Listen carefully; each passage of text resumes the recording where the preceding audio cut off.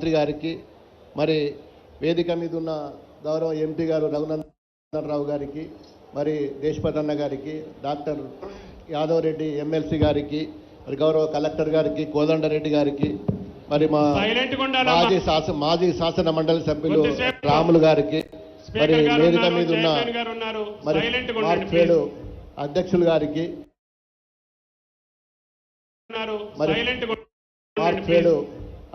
గారికి, మిగతా అధికారులకు, మరి మీడియా మిత్రులకు, సిద్దిపేట జిల్లా నుంచి నలుమూలల నుంచి విచ్చేసిన, మరి ఈరోజు ఆయిల్ ఫెడ్ సంబంధించిన ఫ్యాక్టరీ ఏదైతే ఇనాగ్రేషన్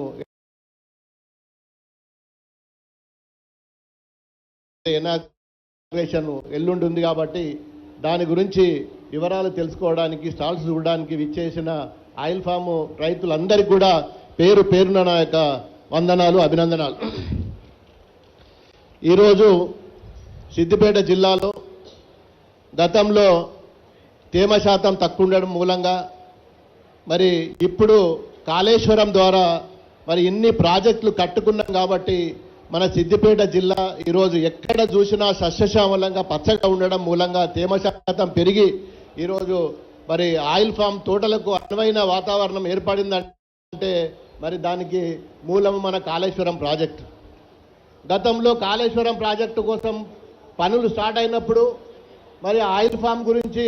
చాలా విషయాలు మనం కలెక్టర్ ఆఫీస్లో మీటింగ్ పెట్టినప్పుడు మరి మనం రైతులం అందరం సర్పంచులం ఆ మీటింగ్కి వచ్చేది.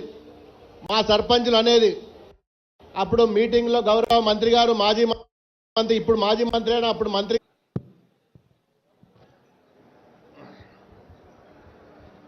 గౌరవనీయులు పెద్దలు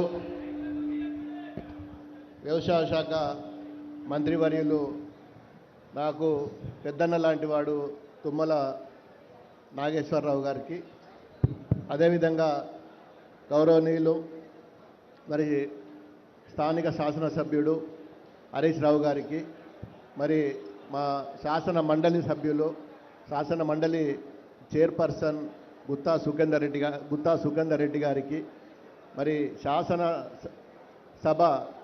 స్పీకర్ గారికి, ప్రసాద్ అన్న గారికి, మరి మా పొన్నం గౌరవ మంత్రివర్యులు మా పొన్నం అన్న గారికి,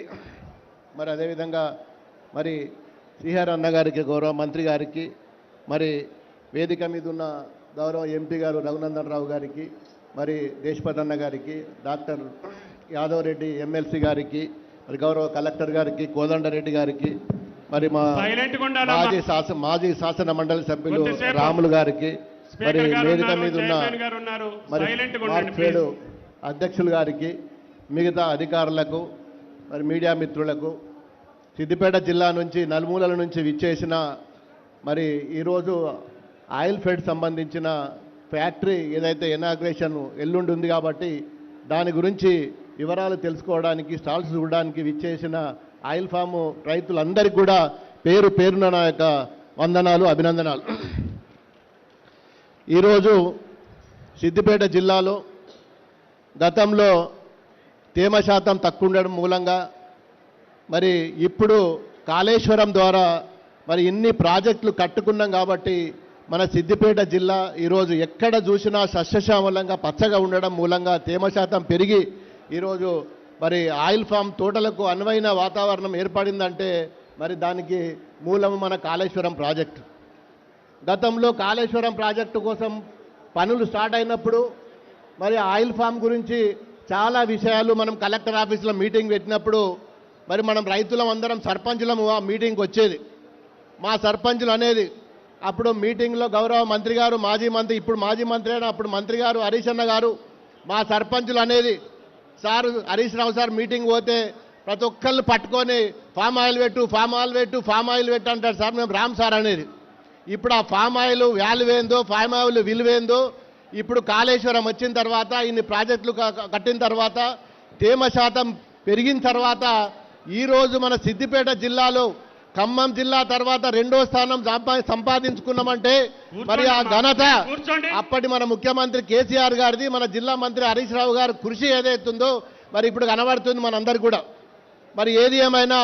22వ తారీఖు నాడు గౌరవ ముఖ్యమంత్రి గారు మరి రేవంత్ రెడ్డి గారి చేతుల మీద ఇనాగ్రేషన్కు రాబోతున్నాడు. మరి నా భిన్నత ఒకటే,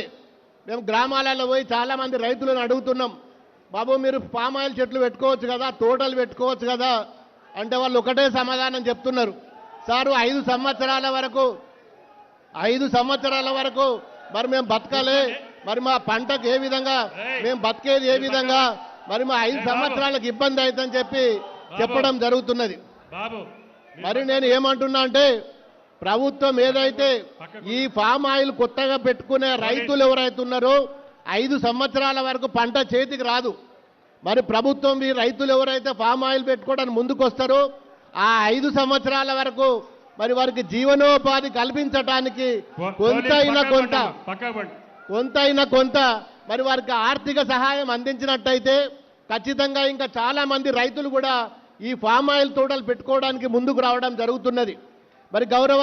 వ్యవసాయ శాఖ మంత్రి గారికి నేను విన్నవిస్తున్నామా, సిద్దిపేట జిల్లా తరఫున దుబ్బాక నియోజకవర్గం తరఫున మరి సిద్దిపేట తర్వాత దుబ్బాకలో కూడా అత్యధికంగా ఫామ్ ఆయిల్ తోటలు పెట్టిన ప్రాంతము ఈ ప్రాంతం. దయచేసి ఇంకా కూడా చాలా మరి ఈ తోటలు పెట్టుకోవడానికి ముందుకు రావడం జరుగుతున్నది. నా రిక్వెస్ట్ ఒకటే,